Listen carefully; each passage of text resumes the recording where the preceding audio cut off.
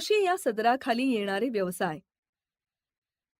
आता आपण कृषी क्षेत्रात येणाऱ्या विविध व्यवसायांची ओळख करून घेऊया.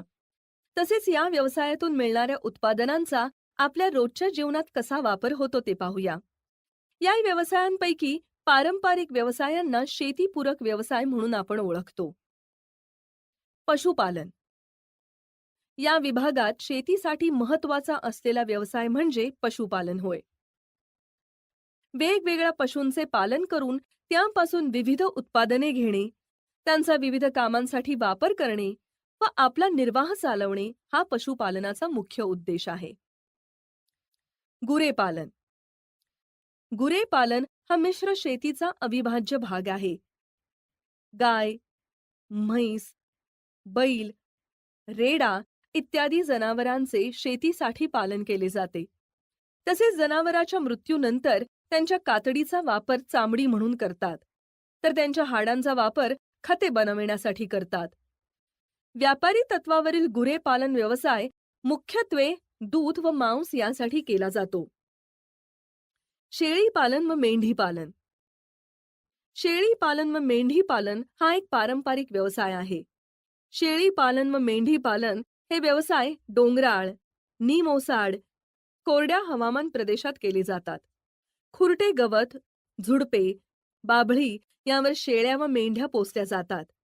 शेळी व मेंढ्यांपासून दूध, कातडी व मांस मिळवणे हा मुख्य उद्देश ठेवून भारतात हा व्यवसाय केला जातो. लोकरीसाठीही मेंढी पालन केले जाते. शिवाय मेंढ्यांना शेतात बसवून खत मिळवता येते. यामुळे मेंढपाळाला आर्थिक फायदा होतो. एका भारतीय मेंढीपासून 1 ते 1.5 किलोग्रॅम लोकर आणि मांस मिळते. त्यांची विक्री करून मेंढपाळ उत्पन्न मिळवतो. तसेच मेंढीच्या मलमूत्रात नायट्रोजन, फॉस्फरस आणि पोटॅशियमचे प्रमाण इतर प्राण्यांच्या तुलनेत अधिक असते. कुक्कुटपालन. केवळ शेती व्यवसाय पूरक जोडधंदा असे या व्यवसायाचे आजचे स्वरूप राहिलेले नाही, तर भरपूर भांडवलाची गुंतवणूक करून मोठे उत्पन्न मिळवून देणारा एक स्वतंत्र धंदा म्हणून आजकाल त्याच्याकडे पाहिले जात आहे. कोंबडी पाळणे हा व्यवसाय जगात सर्वत्र आढळतो. गावांमध्ये तर लोक अगदी स्वतःच्या घरात देखील हा व्यवसाय सुरू करतात. म्हणजेच हा व्यवसाय अगदी लहान प्रमाणापासूनही सुरू करता येतो आणि पोल्ट्री फार्म सुरू करून याचे स्वरूप मोठे व आधुनिक करता येते.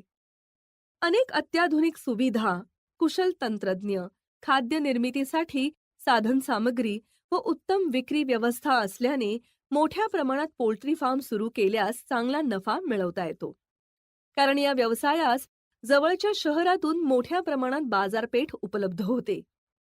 काही भागात ससे पालन, एमू पालन व वराह पालन हे व्यवसाय केले जातात. वराह म्हणजे डुक्कर. एमू हा शहामृगासारखा मोठा पक्षी असतो. त्याची अंडी व मांस खाल्ले जाते. मधमाशी पालन. मधमाशी पालन हा शेतीवर आधारित एक उपक्रम आहे. शेतकरी अतिरिक्त उत्पन्न मिळवण्यासाठी हा उद्योग करू शकतात. मधमाशा फुलांमधील मकरंदाचे मधामध्ये रूपांतरण करतात आणि पोळ्याच्या कप्प्यांमध्ये साठवून ठेवतात. मधमाशा फुलोरा येणाऱ्या अनेक वनस्पतींच्या परागीकरणात महत्वाची भूमिका बजावतात. परागीभवन चांगले होऊन झाडांची फलधारणा वाढते. त्यामुळे सूर्यफूल आणि विविध फळे यांसारख्या ठराविक पिकांच्या उत्पादनात वाढ होते. जंगलांमधून मध गोळा करण्याचा उद्योग दीर्घकाळापासून अस्तित्वात आहे. मध आणि त्यापासून बनवलेल्या उत्पादनांची बाजारपेठेतील मागणी वाढत असल्याने मधमाशी पालनाचा उद्योग एक टिकाऊ उद्योग म्हणून उदयास येत आहे.